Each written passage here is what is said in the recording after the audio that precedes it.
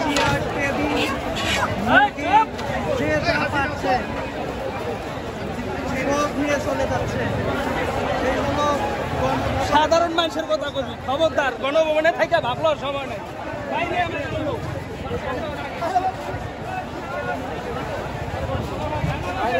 নিয়ে মানে একটা বাচ্চারা দিচ্ছিল, বাচ্চা দিচ্ছিল এবার চাই না মতন অবস্থা।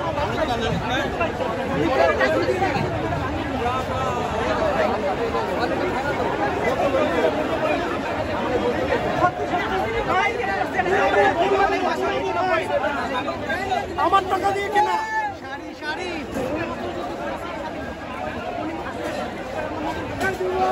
বালিশ একটু শান্তিতে ঘুমাবো। বালিশটা করবে অনেক অশান্তিতে রয়েছি ভাই, এবার একটু শান্তিতে ঘুমাবো।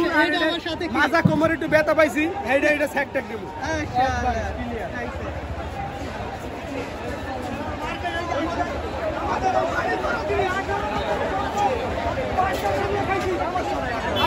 সম্পত্তি আসছি আপনার অধিকার ভাই, আপনার অধিকার।